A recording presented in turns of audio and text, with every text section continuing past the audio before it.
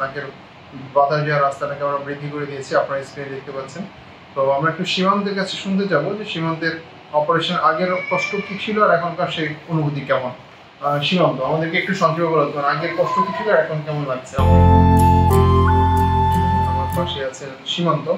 সীমান্তের বয়স হচ্ছে 17 বছর। সীমান্ত সে ফরিদপুর থেকে আমাদের কাছে এসেছিলেন, তখন তার সাইনাসে ইনফেকশন ছিল, ইনফেকশন সেখানে পুজ হয়ে গিয়েছিল। এবং যখন আমার কাছে এসেছিলেন তখন সীমান্তের প্রচণ্ড জ্বর এবং মুখটুক ফুলে গিয়েছিল, এই অবস্থায় আসছিল। তো আমরা সেটা প্রাইমারি মেডিকেশন দিয়ে বা ওষুধপত্র যেভাবে দেওয়ার দরকার সেটা দিয়ে যখন সে সুস্থ হয়, সুস্থ হওয়ার পরে আমরা আবার তার সিটি স্ক্যান করি। সিটি স্ক্যান করে তার নাকের হাড় এবং সাইনোসাইটিস সহ নাকের হাড় বাঁকা পাওয়া গিয়েছিল। নাকের দুই পাশে যে টার্মিনেটগুলো থাকে, যেগুলোকে এলাকাতে কমনলি পলিফাস নামে মিসগাইড করা হয়, তো সেই টার্মিনেটগুলো বেশ একটু ফ্লেশি ছিল, ফুলা ছিল, হাইপারট্রফি ছিল। সো আমরা তার পরবর্তীতে অপারেশন করেছি, নাকের বাঁকা হাত সোজা করেছি এবং তার দুই পাশের যে টার্মিনেটগুলো সেগুলোকেও পার্শিয়ালি কেটে দিয়ে আমরা সেটাকে স্পেশিয়াস নাকের বাতাস যাওয়ার রাস্তাটাকে আমরা বৃদ্ধি করে দিয়েছি, আপনারা স্ক্রিনে দেখতে পাচ্ছেন। তো আমরা একটু সীমান্তের কাছে শুনতে যাবো যে সীমান্তের অপারেশন আগের কষ্ট কি ছিল আর এখনকার সেই অনুভূতি কেমন। সীমান্ত, আমাদেরকে একটু সংক্ষেপে বলতে পারেন আগের কষ্ট কি ছিল আর এখন কেমন লাগছে? অনেক ভালো আছে। আগের কষ্টগুলো কি ছিল? আগে তো মাথা ব্যথা ছিল, এখন ভালো আছে, অনেক ভালো আছে। শ্বাস নিতে কোনো কষ্ট হয় না? এখন কষ্ট হয় না, শ্বাসের কষ্ট হয় না। আগে সমস্যাটা হতো। আগে কি ঠান্ডা ছাড়াও নাক দিয়ে দম নিতে কষ্ট হতো?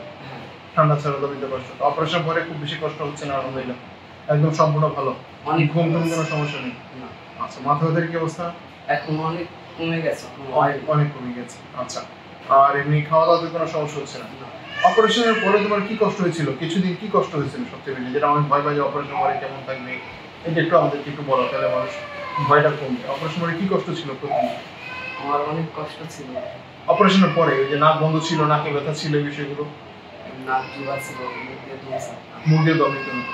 আর পরবর্তীতে নাক ওয়াশ করে নাকের যত্নটা কিভাবে নিলাম, কিভাবে নিতে বলেছিলাম আমরা, কিভাবে নিয়েছো তুমি?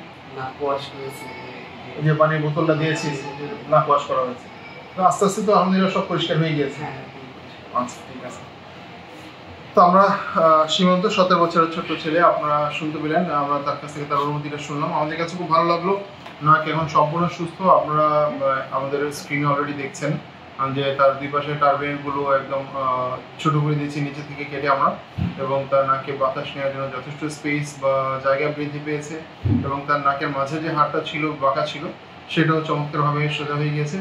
মূল কথা হচ্ছে তার যে মূল সমস্যা ছিল শ্বাস নেওয়ার কষ্ট বা দম নেওয়ার কষ্ট, নাকের বাঁকা হাড়ের জন্য এবং টার্বিনেটগুলো ফুলে থাকার জন্য, সেই কষ্ট থেকে আলহামদুলিল্লাহ সে মুক্তি পেয়েছে। আমরা চিকিৎসার মাধ্যমে আলহামদুলিল্লাহ তাকে এটা থেকে সমাধান করতে পেরেছি এবং এখন সে খুব ভালো আছে। আমাদের জন্য দোয়া করবেন। আপনাদের যাদের এরকম নাকের সমস্যা নিয়ে আপনারা ভুগছেন, প্রয়োজনে আমাদের সাথে যোগাযোগ করতে পারেন, অথবা আপনাদের নিকটবর্তী নাকানগুলো বিশেষজ্ঞ চিকিৎসক যারা আছেন তাদের সাথে আপনারা যোগাযোগ করবেন, তাদের পরামর্শ অনুযায়ী চিকিৎসা করবেন। এই কামনায় ভালো থাকবেন, সুস্থ থাকবেন। আসসালামু আলাইকুম রহমতুল্লাহ।